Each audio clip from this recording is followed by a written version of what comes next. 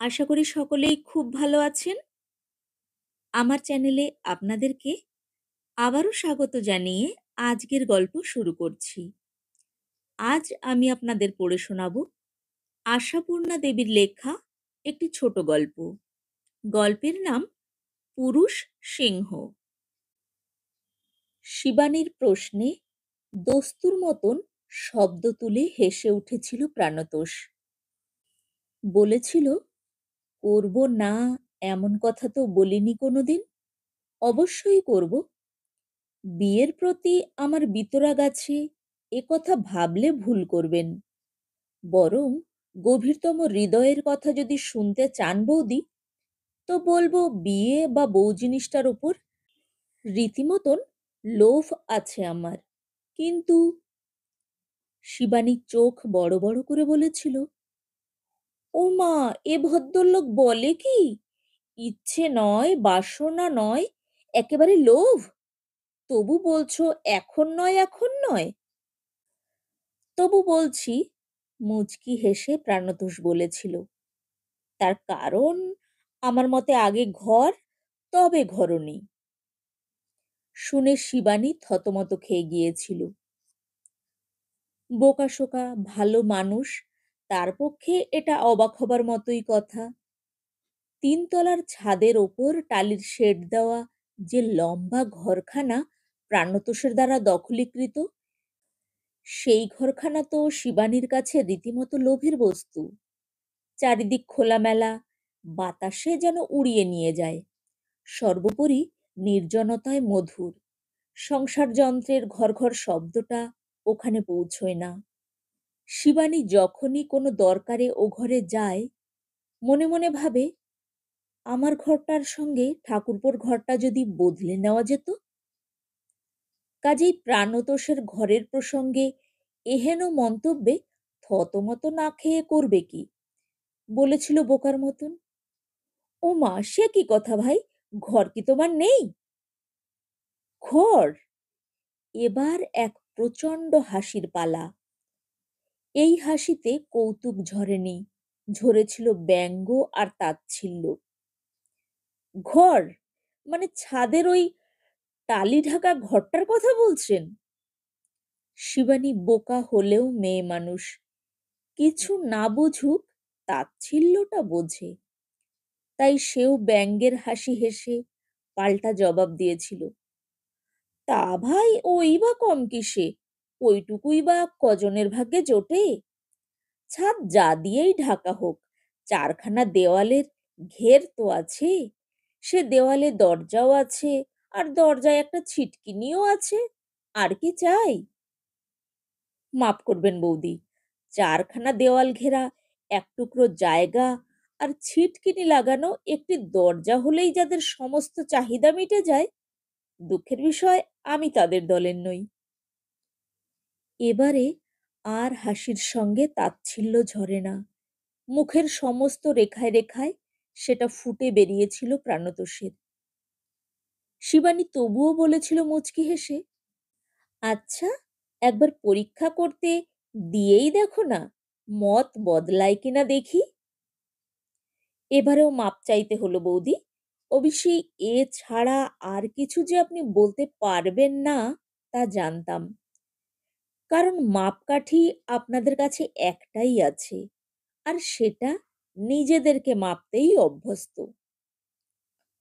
অতঃপর মুখ কালো করে উঠে গিয়েছিল শিবানী। আর তার দিকে তাকিয়ে প্রাণতোষ আর একবার নিজের মনে ব্যঙ্গের হাসি হেসেছিল। সত্যি বলতে, দাদা বৌদির দাম্পত্য জীবন দেখে দেখেই আরও প্রাণতোষের মেরুদণ্ড দৃঢ়তর হয়েছে। ছি, এই কি জীবন! ছি, ছি! এরা কীট পতঙ্গ, পশু পক্ষীর চাইতে কতটুকু উন্নত! খাওয়া, ঘুমোনো ইত্যাদি গোটা কয়েক বিশেষ জৈব প্রয়োজন সাধন ছাড়া আর কোন লক্ষ্য আছে ওদের? কিচ্ছু না।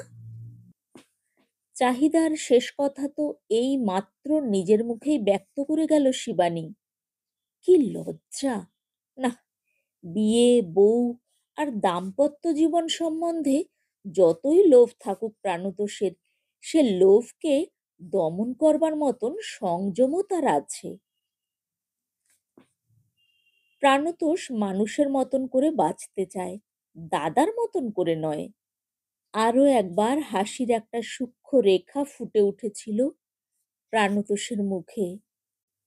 দৈবে শৈবে কোনোদিন যদি শিবানী একখানা ভালো শাড়ি পরে কি একটু প্রসাধন করে, মনতোষের মুখে কি হ্যাংলা হাসি ফুটে ওঠে। আর কালে কস্মিনে সংসারের জুতো সেলাই, চণ্ডীপাঠ সব সেরে ছেলেগুলোকে ঘুম পাড়িয়ে শিবানী যদি রাত ৯টার শোতে মনতোষের সঙ্গে সিনেমায় যায়, তো কেমন কৃতার্থ মন্যের ভাব ফুটে ওঠে শিবানীর মুখে চোখে। সে সময় মানে ঘণ্টি ঠুনঠুন রিক্সা গাড়িখানার ওপরে চড়ে বসার সময় যেন মহিমময়ী মহারানীর ভঙ্গি তার। দেখলে করুণা হয়, ঘৃণা হয়। বছরেরই বা বড় মনতোষ প্রাণতোষের চাইতে, তবুও যেন বুড়োর বেহদ্দ। আর হবে নাই বা কেন? দাদার ছেলেটাই তো ক্লাস 5-এ উঠে পড়ল। কোন কালে বিয়ে হয়েছে, যৌবন শব্দটার মানেই বেচারা জানল না কোনোদিন। জানে খালি চাল ডাল মাছ আলুর দর কষতে, আর যা পেলাম তাতেই কৃতার্থ হয়ে থাকতে। মাঝে মাঝে আবার মাঝরাত্রে শিবানীর ঘরে ধূপ জ্বলে। যে ঘরের মধ্যে আধখানা মেঝে জুড়ে ময়লা বিছানা বিছিয়ে 3টে ছেলে ঘুমিয়ে আছে, ধূপের গন্ধে গা ঘিন ঘিন করে ওঠে প্রাণতোষের। একদিন তো স্পষ্টাস্পষ্টি মুখের উপর হেসেই উঠেছিল প্রাণতোষ। সকালবেলায় দাদা বৌদির ঘরে তাদের বিয়ের রাতের তোলা টোপর চেলিয়াটা যুগল ফটোর গায়ে একগাছা রজনীগন্ধার মালা দুলতে দেখে। উঁচু দেওয়ালে টাঙানো ধোয়া ধোয়া ছবিখানার দিকে দৃষ্টি পড়বারও কথা নয়, পড়েও না কোনোদিন। সেদিন ওই রজনীগন্ধার গন্ধটাই বুঝি দৃষ্টিকে হাত ধরে ডেকে নিয়েছিল।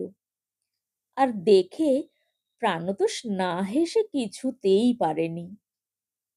শিবানীর হাত থেকে চায়ের পেয়ালাটা নিতে নিতে হেসে বলেছিল, ব্যাপার কি বৌদি, ওটা আবার কি বস্তু? প্রাণতোষের হাসির ধরনটাই কেমন যেন বিশ্ব নস্যাৎ করা। তাই শিবানীর মুখে লজ্জার বদলে রাগের অভিব্যক্তি প্রকাশ পেয়েছিল। সে গম্ভীর মুখে বলেছিল, দেখতেই তো পাচ্ছ মালা। আহা, তা তো পাচ্ছি, কিন্তু হঠাৎ বিবাহ বার্ষিকী টার্ষিকী নয় তো? ধরে নাও তাই আরশোলারও মাঝে মাঝে পাখি হতে ইচ্ছে যায় বই কি ঠাকুরপো। বলে ঘর থেকে চলে গিয়েছিল শিবানী। আর প্রাণতোষ মনে মনে হেসে বলেছিল, আরশোলাই বা কোথায়, বরং বলো যে গুবরে পোকা। হাসির মধ্যে সেদিন দুঃখও হয়েছিল প্রাণতোষের। এরাই তার নিকটতম আত্মীয় বলে। কি ক্ষুদ্র এরা, কি ক্ষুদ্র! আর সবচেয়ে শোচনীয় যে সেই ক্ষুদ্রত্ব সম্বন্ধে কোনো বোধই নেই এদের। ক্লাস 5-এ পড়া ছেলেটা সন্ধ্যাবেলায় যখন দুলে দুলে পড়া মুখস্থ করে, আর মনতোষ একখানি মাদুর পেতে হাত পা ছড়িয়ে শুয়ে চোখ বুজে বুজেই ওর পড়ার ভুল ধরে আর মানে বলে দেয়, নির্ঘাত তখন মনতোষ রঙিন আশার স্বপ্ন দেখে যে ছেলেটা কোনো রকমে ম্যাট্রিক পাশ করে ফেলে একটা চাকরি বাকরিতে ঢুকে পড়লেই মনতোষের সকল দুঃখের লাঘব হবে। আর তারপরই যা হয়ে থাকে, ছেলের বিয়ে। শিবানী তো একদিন বলেই ফেলেছিল, বাবা বাবা খোকারে, কবে যে তোর বউ এসে সকালবেলা ভাতের হাঁড়িটা চড়াবে, আর আমি ঘুম থেকে উঠে আর একবার পাশ ফিরে শোবো, সেই আশায় দিন গুনছি। এই আশা, এই আশায় দিন গুনছে, অবস্থার উন্নতির আশাটুকু করবারও ক্ষমতা নেই। ছি ছি! প্রাণতোষের মনের গড়ন আলাদা। তার ন্যূনতম চাহিদা হচ্ছে অন্তত ছবির মতন সাজানো গোছানো ছোটখাটো একটি বাড়ি, অন্তত একখানা টু সিটার গাড়ি, অন্তত জনা তিনেক চাকর বাকর, অন্তত স্ত্রীকে মাসে দু চারখানা দামি শাড়ি কিনে দেবার এবং বছরে একবার দামি টিকিটে এখান ওখান বেরিয়ে আনবার সামর্থ্য। অন্তত এটুকু না হলে বিয়ে করা চলে না, বলেছিল প্রাণতোষ বন্ধু জগদীশের কাছে। সত্যি ভাই, যা বললে, বলেছিল জগদীশ। তোমার অন্ততগুলো ভারী হৃদয়গ্রাহী। আমরা অন্তত অহরহই এগুলোর অভাব অনুভব করে থাকি। কিন্তু কথা হচ্ছে, এর মধ্যে আর কিন্তু নেই জগদীশ, এ একেবারে কিন্তুবিহীন শেষ কথা। তবুও যাই বলো, কিন্তু কুটিল হাসি হেসে জগদীশ বলেছিল, তোমার অন্তর্পুরুষটিকে তো ঠিক ব্রহ্মচারী বলে মনে হয় না। অত অপেক্ষা সইবে তো? প্রাণতোষ আত্মস্থের হাসি হেসেছিল। আমার অন্তর্পুরুষ হচ্ছে পুরুষ সিংহ, বুঝলে হে? আমার ওই কথা, আগে রাজ্যপাট তবে রানী। তা খুব মিথ্যে অহংকার করেনি প্রাণতোষ। রাজ্যপাটের সাধনাতে উঠে পড়ে লেগেছে সে সেই তখন থেকে, আর সিদ্ধির দরজার সন্ধানও পেয়েছে। আর পুরুষ সিংহের অহংকারটা, সেটাও মিথ্যে নয়। শিবানী যে লোভ শুনে হেসেছিল, সেই লোভটা যে প্রাণতোষের জীবনের চরম সত্য, এতে তো ভুল নেই। তবু সেই লোভকে দাবড়ানি দিয়ে দিয়ে ঠান্ডা করে রেখেছে তার অন্তরের ওই পুরুষ সিংহটিই তো। সে লোভ ভিতরে ভিতরে দুঃসহ জ্বালা ধরিয়েছে, কাটার চাবুক মেরে মেরে পাগল করে তোলবার চেষ্টা করেছে। তবু হার মানেনি প্রাণতোষ। চরম যন্ত্রণার মুহূর্তে স্মরণ করেছে সেই পুরুষ সিংহটিকে। নইলে রাস্তা দিয়ে যেতে যেতে যখন জোড়ায় জোড়ায় তরুণ তরুণী গায়ের কাছ দিয়ে হাসতে হাসতে আর কথা বলতে বলতে যেন হাওয়ায় ভেসে চলে যায়, রুমালের সেন্ট আর খোপার বেলফুলের গন্ধের সঙ্গে সঙ্গে নিজেদের হৃদয়ের রহস্যকেও ছড়িয়ে দিয়ে, তখন প্রাণতোষের সমস্ত প্রাণটাও কি ওদের সঙ্গে সঙ্গে অভিসারে যেতে চায় না? যখন এই শহর কলকাতার উন্মত্ত কলকোলাহলের মাঝখানেও এতটুকু নিভৃতে কোনো প্রেমিক যুগলের কলগুঞ্জনরত মূর্তি চোখে পড়ে, তখন প্রাণতোষের প্রাণটা কি অসীম শূন্যতায় হাহাকার করে ওঠে না? আর তখনও যখন ওর সেই খোলামেলা ছাদের ঘরেও হঠাৎ কোনো রাতে দম বন্ধ হয়ে আসা অনুভূতিতে ঘুম আসেনি, তখন ছাদে পায়চারি করতে করতে সহসা আলসের ধারে দাঁড়িয়ে পড়ে প্রাণতোষ কি পাথরের পুতুলের মতন স্তব্ধ হয়ে ঘন্টার পর ঘন্টা কাটিয়ে দেয়নি অগ্নিগোলক দুটো চক্ষু নিয়ে? আশপাশের বাড়িগুলো সবই তো প্রায় একতলা দোতলা। তাছাড়া মধ্যরাত্রির অসতর্কতায় কেই বা খেয়াল করবে এই নিশ্সীম অন্ধকারের মধ্যে কোথাকার কোন তিনতলার ছাদে দুটো অগ্নিগোলক জ্বলে জ্বলে নিজেকেই পুড়িয়ে ছাই করছে। হ্যাঁ, অহংকার করা তার সাজে, নিজেকে পুড়িয়ে ছাই করেছে প্রাণতোষ, তবু হার মানেনি। পায়ে মাথায় ঠান্ডা জল ঢেলে আবার ঘুমের আরাধনা করে শেষ রাতে স্বপ্ন দেখেছে। দামি স্যুট, দামি সিগারেট, অবহেলায় নোটের গোছা উড়িয়ে দেওয়ার ভঙ্গি, সাজানো বাড়ি, সুন্দর গাড়ি, সুসজ্জিতা স্ত্রী। শুধু সুসজ্জিতা কেন, সুন্দরীও। সুন্দরী স্ত্রী আহরণ করবার উপযুক্ত রেস্ত হাতে নিয়ে তবে তো স্ত্রীর কথা। হ্যাঁ, সেই স্ত্রীকে পাশে নিয়ে উধাও হয়ে ছুটেছে প্রাণতোষ পথচারীদের গায়ে গাড়ির চাকার কাদা ছিটিয়ে। এ না হলে স্বপ্ন, উপকরণহীন ভোগ। ছি, পশুদের সঙ্গে প্রভেদ কোথায় তাহলে? বাঁচতে হয় তো মানুষের মতন ভোগ করতে হবে। দাঁতে ঠোঁট চেপে এখন শুধু টাকার সাধনা। তা সে সাধনা ব্যর্থ হয়নি প্রাণতোষের। ধীরে ধীরে স্বপ্নকে সত্যের রূপ দিয়েছে সে, হয়তোবা তারও বেশি। অন্তত ওর সেই অন্ততকে ছাপিয়ে উঠেছে ওর কৃতিত্বের জৌলুস। সরে গিয়েছে প্রাণতোষ পুরনো কেন্দ্র, পুরনো পরিবেশ থেকে। মনতোষও হয়তো ভাইকে চিনতে ভয় পাবে। এছাড়া উপায়ও ছিল না। মায়ার গণ্ডির মধ্যে পাক খেলে আর যাই হোক, জীবনে উন্নতি হয় না। এবার বিয়ে করা চলে। হ্যাঁ, এবার বিয়ে না করলে চলছে না। প্রাণতোষ এবার যেন মৃগয়ান্তে নিঃশ্বাস ফেলে বলল, এবার চড়াও মাংস। অবশ্যই ভাষাটা একটু অন্য।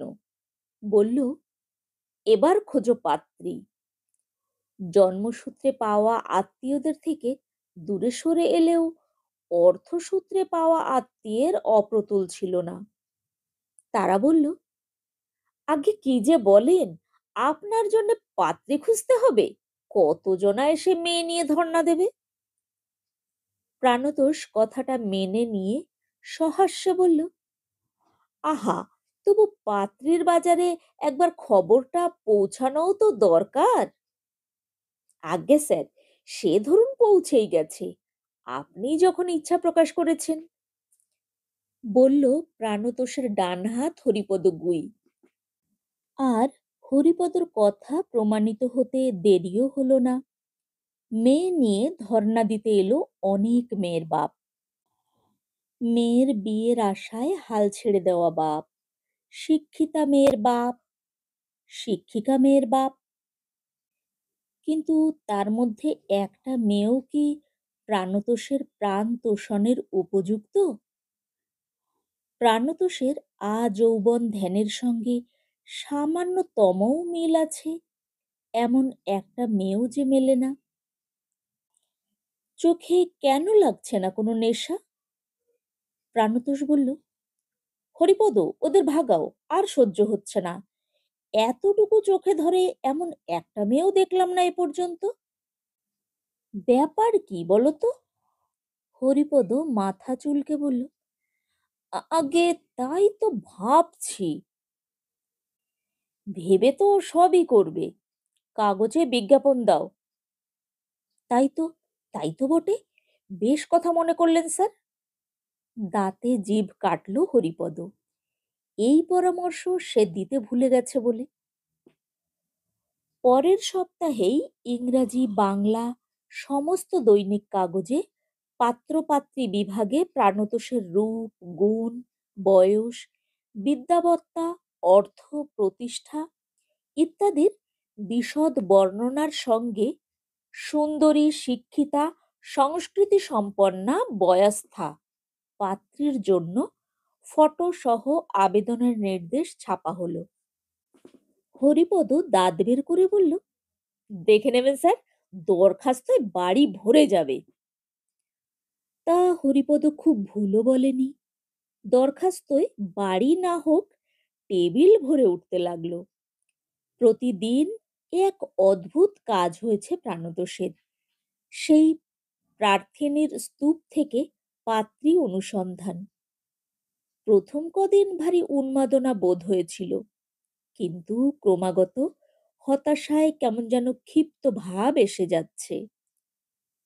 টেবিল জুড়ে ড্রয়ার ভরে নানা বয়সের, নানা মাপের, নানা চেহারার পাত্রী যেন প্রাণতোষের কৃপার আশায় মৌন আবেদনে চেয়ে থাকে, আর প্রাণতোষ অধীর অসন্তোষে নতুন আবেদনের আবরণ উন্মোচন করে চলে।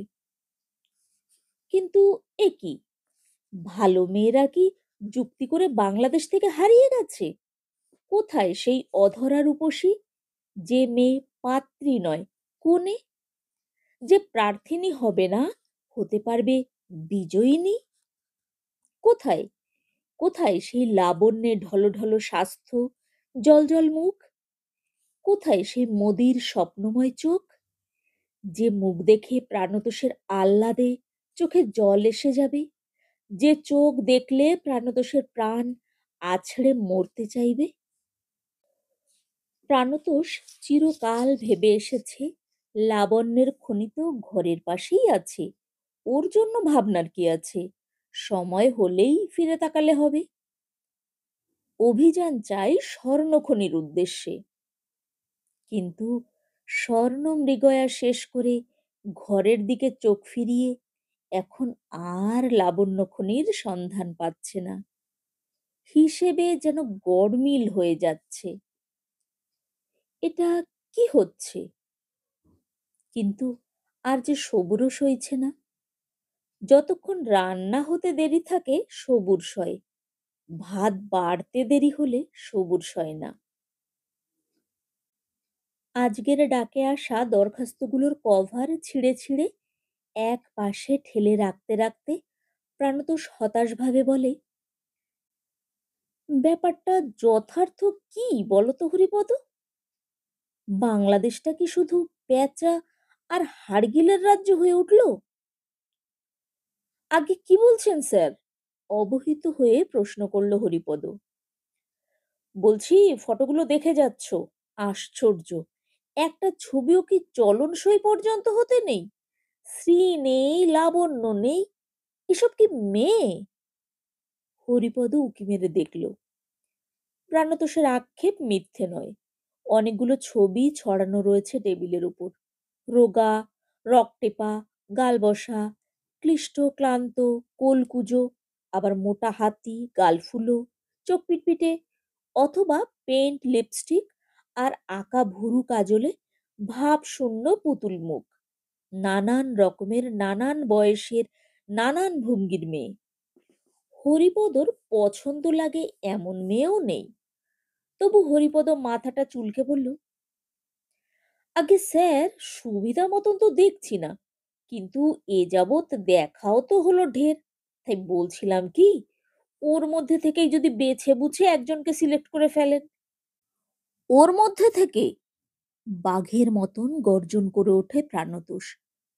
ওর মধ্যে থেকেই সিলেক্ট করতে হবে? তোমরা কি বলতে চাও হরিপদ? গাঙ্গুলি কোম্পানির ম্যানেজিং ডিরেক্টর প্রাণতোষ গাঙ্গুলির বিয়ে করবার সাধ জাগলে ওর চাইতে ভালো পাত্রীর আশা করা চলবে না? আগে, আগে সে কি, সে কি? আধ হাত জিহ্বার করে ফেলে হরিপদ। ফের মাথা চুলকে বলে, সবই দৈবের বিড়ম্বনা স্যার, মিলছে না যখন। তাছাড়া স্যার, আমাদের বয়ানটাও তো যে অনেক স্যার, শিক্ষিতা, সংস্কৃতি সম্পন্না, ইয়ে, অনেক কিছু চাহিদা থাকায়। প্রাণতোষ খানিকক্ষণ গুম হয়ে থেকে হঠাৎ কেশর ফুলানো সিংহের ভঙ্গিতে মাথা উঁচু করে ঘাড় বেঁকিয়ে বলে, ঠিক আছে, এবার অন্যভাবে বিজ্ঞাপন দাও। ওসব কিচ্ছু লেখার দরকার নেই। লেখো, কেবলমাত্র প্রকৃত সুন্দরী বয়স্থা পাত্রী আবশ্যক। পাত্রপক্ষ পাত্রীর অভিভাবককে নগদ ৫,০০০ টাকা দিতে প্রস্তুত। হরিপদ চমকে বলল, কি বললেন স্যার? প্রাণতোষ অন্যমনস্কভাবে একখানা ফটোর মুখের উপর কালির আঁচড় টানতে টানতে নির্লিপ্ত সুরে বলল, ওই তো বললাম, প্রকৃত সুন্দরী পেলে পাত্রপক্ষ পাত্রীর পিতাকে ৫,০০০ টাকা যৌতুক দিতে প্রস্তুত। হরিপদর চোখে একবার যেন এক টুকরো বিদ্যুৎ খেলে গেল, কিন্তু মুখখানা সে যথাসম্ভব কাচুমাচু করে বলল, সেটা কি ঠিক হবে স্যার? কেন?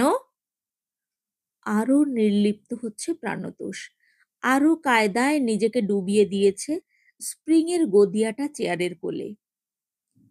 হরিপদ আর একবার মাথা চুলকালো। তাতে ও পক্ষ অন্যরকম সন্দেহ করতে পারে স্যার।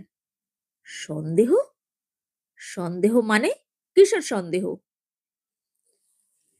কায়দা ছেড়ে সোজা হয়ে বসল প্রাণতোষ। মানে আর কি? ওরা ভাবতে পারে পাত্রপক্ষের আবার যৌতুক দেওয়ার গরজ কেন? মানে আর কি? বুঝতেই তো পারছেন স্যার। এটা উল্টো হয়ে যাচ্ছে না?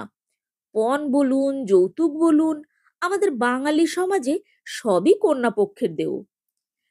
কাজেই ধরুন না কেন, তারা মনে করতে পারে পাত্তরের কিছু খুঁত আছে, নইলে বটে। প্রাণতোষ আরো একটু চুপচাপ বসে থেকে ঝাঁঝালো গলায় বলল, তাহলে তুমি কি বলতে চাও? একটা শাকচুন্নি কি ঢাকাই জালাকেই বিয়ে করে ফেলি? ছি ছি ছি, সে কি কথা স্যার! তবে বলছিলাম কি, ভনিতা রেখে স্পষ্ট করে বলো। প্রাণতোষ প্রচন্ড ধমকে উঠল। মনে হচ্ছে তুমি মজা দেখছো। তোমার মনের কথাটা খুলে বলবে? হরিপদ চোখ মিটমিটিয়ে বলল, আগে মনের কথা টথা কিছু নয়। তবে কথা হচ্ছে, প্রকৃত সুন্দরী মেয়ে পাওয়া একটু দুর্ঘট বটে। কেন বলো দেখি? বাংলাদেশের এত দুর্দশা কবে থেকে হলো?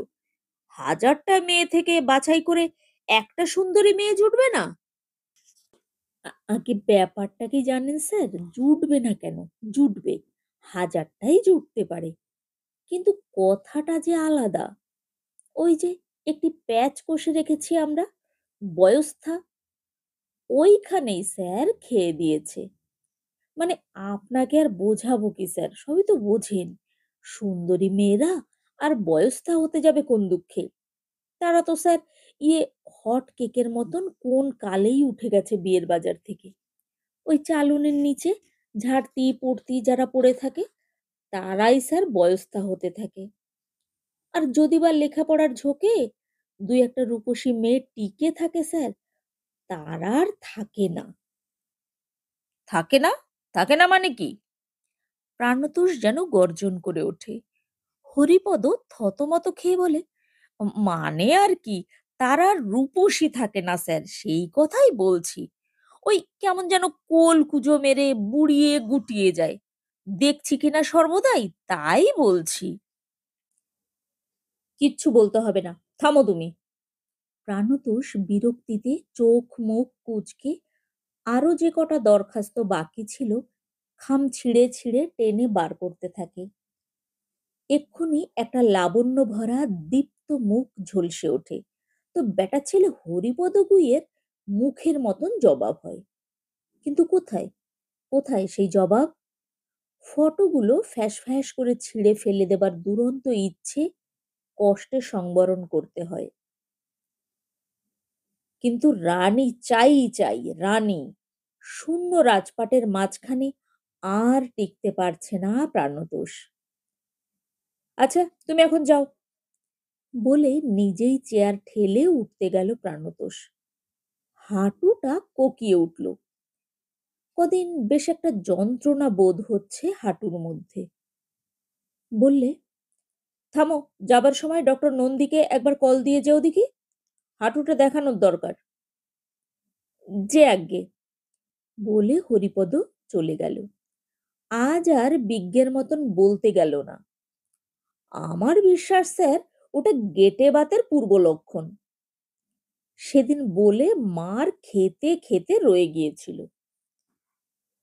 একটু পরেই কিন্তু যে এলো সে ডাক্তার নয়, যে এলো সে একেবারে অপ্রত্যাশিত। এলো মনতোষ। প্রাণতোষের লেক প্লেসের বাড়িতে মনতোষের এই প্রথম পদার্পণ। দাদা! অবাক হলো প্রাণতোষ, হয়তোবা একটু লজ্জিতও। সম্পর্ক রাখবার গরজ প্রাণতোষ কোনোদিন অনুভব করেনি। অথচ মনতোষ আজ নিজেই এলো। মনতোষের মুখে কিন্তু সেই অভিমানের চিহ্ন মাত্র নেই। কাঁচা পাকা চুলের নিচে বয়সের রেখাঙ্কিত মুখটা যেন খুশিতে জ্বলজ্বল করছে। তারপর, ভালো আছো তো? আশা টাশা হয়ে ওঠে না ভাই, নানান ঝামেলা, জানোই তো। তার ওপর তোমার বৌদির সাধে ইচ্ছে করেই আর এক ঝামেলা বাঁধাচ্ছি। ছোটখাটো এই ভূমিকাটুকু করে মনতোষ সন্তর্পণে পকেট থেকে একখানি হলদে কাগজের নিমন্ত্রণ পত্র বার করে। কুণ্ঠিত হাসি হাসি মুখে বলে, তোমাকে আর পত্তর দিয়ে কি বলবো, সেসব কিছু না, চিঠিটা দেখানোর জন্যই দেওয়া। সামনের বুধবার খোকার বিয়ে, যেতে হবে, করা কর্মা সবই করতে হবে, বুঝলে তো। বড় হাসি হাসি ভরা মুখে তাকিয়ে থাকে মনতোষ। প্রাণতোষের প্রাণ থেকে কিন্তু এই হৃদয়োত্তাপের সাড়া ওঠে না। সে কেমন যেন অসাড় দৃষ্টি মেলে অবাক হয়ে বলে, খোকার বিয়ে? আমাদের খোকার? হ্যাঁ ভাই, দিয়েই ফেলছি, তোমার বৌদির সাধ। তাছাড়া আমিও ভাবলাম একটা কর্তব্য তো বটে, ও যত মিটিয়ে ফেলা যায় ততই মঙ্গল। চাকরি বাকরি যা হোক একটা করছে ও যখন। অনেক দিন আগের সেই কথাটা মনে পড়ল প্রাণতোষের। সেই যখন ক্লাস 5-এ পড়তো খোকা, মা দূরে হাত পা ছড়িয়ে শুয়ে শুয়ে পড়া বলে দিত মনতোষ, আর প্রাণতোষ ওদের দিকে চেয়ে ঘৃণার হাসি হেসে ভাবত। কিন্তু আজ আর সেই ঘৃণাটা খুঁজে পেল না প্রাণতোষ। চিরদিনের অবজ্ঞাত, চিরদিনের হেয় ক্ষুদ্রপ্রাণ দাদার ওই খোঁচা খোঁচা দাড়ি সম্বলিত মুখের দিকে তাকিয়ে কেমন যেন ঈর্ষা বোধ করল। গাঙ্গুলি কোম্পানির ম্যানেজিং ডিরেক্টর প্রাণতোষ গাঙ্গুলি। আর বোধ করি কি বলবে ভেবে না পেয়েই হঠাৎ একটা অবান্তর কথা বলে বসল, দাড়ি কামাওনি কেন? দাড়ি? গালে একবার হাতটা বুলিয়ে হেসে উঠল মনতোষ। আর দাড়ি কামানো? তোদের বৌদি কদিন থেকে যা নাকে দড়ি দিয়ে ঘোরাচ্ছে, উফ, জগতে যেন আর কারুর ছেলের বিয়েই হয় না। কিন্তু যেতে হবে ভাই। মনতোষ যেন ভাইকে তুই বলবে কি তুমি বলবে বুঝে উঠতে পারছে না, তাই মনের ভুলে একবার তুই বলে ফেলেই সন্তর্পণে তুই তুমি বাছিয়ে কথা চালায়। যেতে হবে, করতে হবে, না বললে চলবে না, মনে থাকে যেন। তাহলে উঠি, আরো অনেক জায়গায় যেতে হবে। মনতোষ চলে যাবার পর প্রাণতোষ অনেকক্ষণ ধরে ভাবতে চেষ্টা করল। মনতোষ তার চাইতে বছরের বড়? 4, 5, তার বেশি আর কোথা থেকে হবে? প্রাণতোষ যখন ফার্স্ট ইয়ারে পড়ছে তখনই না দাদার বিয়ে হলো। তখন? তবে কখন? না, কিছুতেই আর হিসেব ঠিক হলো না। বিয়ের দিন যাওয়ার সময় হয়নি প্রাণতোষের। সেদিন সন্ধ্যায় কোম্পানির একটা জরুরি মিটিং ছিল। গেল ফুলশয্যার দিন, যেদিন বৌভাতের ভোজ। স্যুট পরেই বয়সটা কাটল।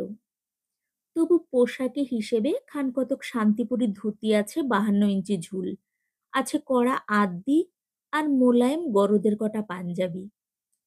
কনে দেখতে যাবে বলে করিয়েছিল সম্প্রতি আরো দুটো। পরিপাটি করে সেই ধুতি পাঞ্জাবি পরে নিল প্রাণতোষ, মাখল আতর। হঠাৎ ভারী স্ফূর্তি আর কৌতূহল বোধ করছে, যেন বন্ধুর বিয়ের নেমন্তন্নে যাচ্ছে। কেন কে জানে। 350 টাকা দিয়ে একটা নেকলেস কিনে নিল দামি জুয়েলারের দোকান থেকে। খোকার জন্য একটা আংটি কিনলো 130 টাকায়। গুছিয়ে গাছিয়ে গাড়িতে উঠল প্রাণতোষ। 2 সিটারে নয়, প্রকাণ্ড স্টুডি বেকারে। পৈতৃক বাড়ির সেই গলির মধ্যে গাড়ি ঢুকল না।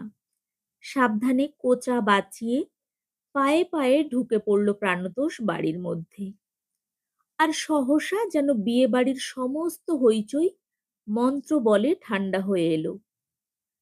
প্রাণতোষ এসেছে, প্রাণতোষ! অস্ফুট সেই মন্ত্র গুঞ্জরণ। শুধু পিস্তত ভাই কানাই সহাস্য কলরবে এগিয়ে এলো। আরে পানুদা যে! মনুদা, মনুদা, বৌদি, পানুদা এসেছে। তারপর, বেশ আছো পানুদা, দিব্যি একখানা দেখিয়ে দিলে যা হোক। চিরদিনের বক্তা কানাই, স্বভাব বদলায়নি। চেহারাটাও যে বিশেষ বদলেছে তা নয়। দেখা গেল কানাই আপাতত কর্মকর্তা, লুঙ্গির ওপরে গেঞ্জি পরে সে একেবারে হইচই করে বেড়াচ্ছে। ওকে দেখে নিজেকে কেমন আড়ষ্ট লাগছে প্রাণতোষের। কিন্তু আড়ষ্টতা নেই শিবানীর মধ্যে। সে এসে সস্নেহে আহ্বান জানালো, এসো ঠাকুরপো, বউ দেখবে চলো। কই, কারো তো কোনো অভিযোগ নেই প্রাণতোষের ওপর। যেন ও এসেছে এই ঢের। কিন্তু প্রাণতোষের এত লজ্জা করছে কেন? ভোজের আয়োজন পাশের প্রতিবেশীর বাড়িতে। বউ বসানো হয়েছে তিনতলার ছাদে চাঁদোয়া টাঙিয়ে। বাড়িতে আর জায়গা কোথায়? শিবানীর এই প্রথম কাজ। সাধ্যের অতিরিক্ত লোক জড়ো করেছে। মহিলার দল ছাদেই চাঁদের হাট বাজার বসিয়েছেন। সিঁড়িতে উঠতে হাঁটুটা খচখচ করছে। আস্তে আস্তে উঠতে হচ্ছে প্রাণতোষকে। অথচ শিবানী অভ্যস্ত ভঙ্গিতে চটপট করে উঠছে কটা সিঁড়ি।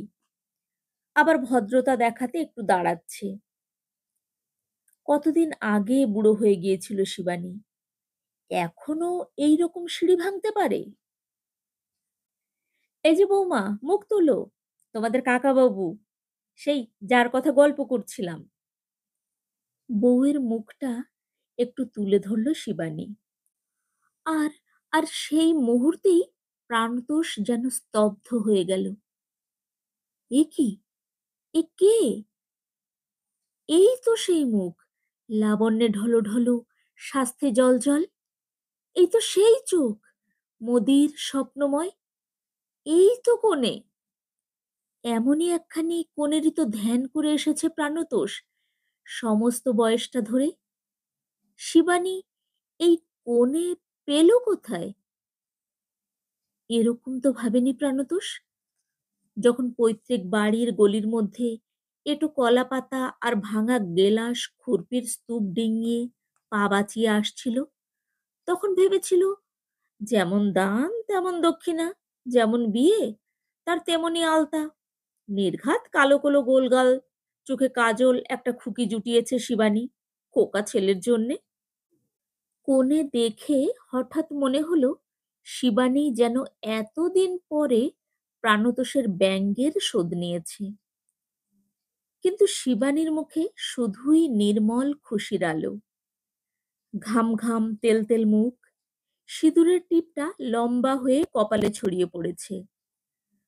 রগের কাছে কগাছা চুলের রূপালী আভা। খসখসে একখানা নতুন গরদের শাড়ি জড়িয়ে সরিয়ে পরা। সেই আঁচলেই মুখের ঘাম মুছতে মুছতে উচ্ছ্বসিত প্রশ্ন করছে শিবানী, বৌমা পছন্দ হয়েছে তো ঠাকুরপো? আমি ভাই নাম করে ডাকবো না, বৌমাই বলবো। আমার বৌমা বলার বড় সাধ। এখন বলো দেখি, আমার পছন্দকে নিন্দে করতে পারবে? প্রাণতোষ এতক্ষণে যেন চৈতন্যের রাজ্যে এসে পৌঁছয়। তাড়াতাড়ি কেস শুদ্ধই গহনাটা নতুন বউয়ের হাতে গুজে দিয়ে বলে, বেশ বউ হয়েছে, বেশ বউ হয়েছে। খোকার জন্য একটা আংটি এনেছিলাম। ও মা, কি কাণ্ড! আবার খোকার জন্যেও গয়না? তো সে কি আর এ মুল্লুকে আছে? বোধ হয় ও বাড়িতে পরিবেশন করছে। দাও, আমার কাছেই দাও। পরিবেশন?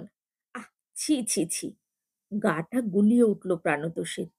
জীবনের পরম কাব্য আর চরম সৌন্দর্যের দিনে ছেঁচড়া আর ছোলার ডালের বালতি নিয়ে ছুটোছুটি? ঠিক আছে, ঠিক আছে, আজও এদের অনায়াসেই করুণা করতে পারে প্রাণতোষ। নিমন্ত্রিত মহিলাদের ভিড়কে পাশ কাটিয়ে ছাদের এদিকে আসতে গিয়েই কিন্তু আর একবার চমকে স্তব্ধ হয়ে দাঁড়িয়ে পড়তে হলো প্রাণতোষকে। এ আবার কি? এখানে এই পরীর রাজ্য তৈরি করলো কে? এ কোন ঘর? সেই টালির ছাদ দেওয়া ঘরটা? বিদ্যুৎ বাতির ব্যবস্থাপনায় ঘরের মধ্যে উজ্জ্বল জ্যোৎস্নার মতন স্নিগ্ধ সুষমাময় আলো।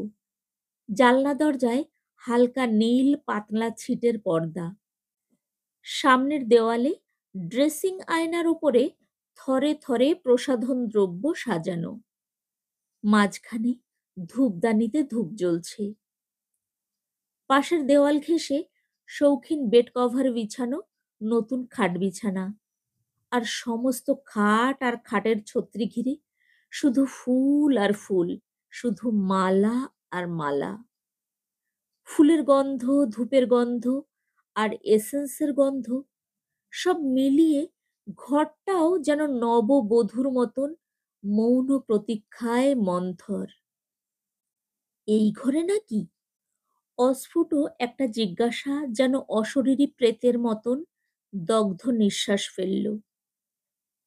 শিবানীর লক্ষ্য কম, সে বকে চলেছে, হ্যাঁ ভাই, তোমার সেই ঘরটি। এই ঘরটুকু ছাড়া ছেলে বউকে দেবার মতন ঘর আর কই বাড়িতে। মেঝেটা খারাপ হয়ে গিয়েছিল, বদলে নিলাম।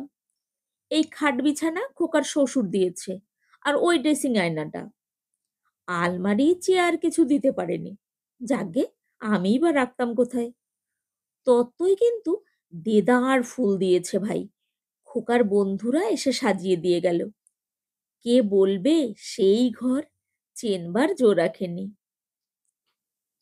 হঠাৎ ভারী অবাক লাগলো প্রাণতোষের। অবাক আর অরুচি। সেই একটা বাচ্চা ছেলের জন্য ভোগের এই আবেশময় আয়োজন, এই পুষ্প আর পুষ্পসার সুরভিত ঘর, এই কুসুমাস্তীর্ণ যুগল সজ্জা, অথচ দেখে লজ্জা করছে না এদের। লজ্জা যেন প্রাণতোষেরই। ভয়ঙ্কর সেই লজ্জার তাড়নাতেই বুঝি তাড়াতাড়ি নিচের তলায় নেমে এলো প্রাণতোষ, পায়ের ব্যথা ভুলে। শিবানী অনেক দুঃখ করে বলল, খোকার বিয়েতে তুমি খাবে না ঠাকুরপো? আমার বড় সাধ ছিল আজকের এই একটা দিন তোমাদের দুই ভাইকে একসঙ্গে বসিয়ে খাওয়াবো। মনতোষ বোধ হয় শিবানীর এই ধৃষ্টতায় লজ্জা পেল, তাড়াতাড়ি বলল, তা না, শরীর যখন ভালো নয় বলছে পিড়াপিড়ি করো কেন? তুমি বরং একটু ভালো মিষ্টি গাড়িতে তুলে দাও। গাড়ি আছে বড় রাস্তায়, গলিটা হেঁটে পার হতে হবে। সন্দেশের বাক্স নিয়ে ছুটে আসছে কানাই গাড়িতে তুলে দিতে। শরীরটা এক্ষুনি এত খারাপ করে ফেলেছো পানুদা, যে নেমন্তন্ন খেলে সয় না। আমায় দেখেছো, এখনো লোহা খেয়ে হজম করে। কে নন্তু? এই শোন শোন, এদিকে আয়, জ্যাঠামশাইকে প্রণাম কর। এইটি আমার বড় ছেলে পানুদা, গেল বছর আইএসসি পাশ করেছিল, যাদবপুরে ভর্তি করে দিয়েছি। মাঝে মাঝে দেখা হলে বেশ লাগে, কিন্তু তুমি তো আত্মীয় স্বজনকে ত্যাগই করেছো। ছুটে চলে গেল কানাই। নন্তুও গেছে। গাড়ির কোণটায় নিজেকে নিক্ষেপ করে চোখটা বোজে প্রাণতোষ। আসার সময় নিজে বসেছিল চালকের সিটে। আর সে এনার্জি নেই। সিধে বাড়ি তো স্যার? ড্রাইভার ফুলচাঁদের প্রশ্নে হুঁ দিয়ে বসে রইল প্রাণতোষ দামি গাড়ির আরামদায়ক সিটের এক কোণে। ঘাড় হেলিয়ে নয়, কেমন যেন ঘাড় গুজে। হাঁটুটায় অসম্ভব চিড়িক মারছে, ভারীও হয়ে উঠেছে। নামবার সময় ফুলচাঁদের সাহায্য নিতে হবে বোধ হয়। গোজা গোজা ঘাড়ের জন্যেই কি মুখটা অমন ঝোলা ঝোলা দেখাচ্ছে প্রাণতোষের? না ছেলে মানুষ খোকার ফুল বিছানো দাম্পত্য শয্যার লজ্জায় মুখটা তার অমন ঝুলে পড়েছে? এতক্ষণ আপনারা শুনছিলেন আশাপূর্ণা দেবীর লেখা গল্প পুরুষ সিংহ। গল্পটা আপনাদের কেমন লাগলো লিখে জানাতে ভুলবেন না। খুব ভালো থাকবেন আর আমার পরের গল্পের জন্য অপেক্ষা করবেন।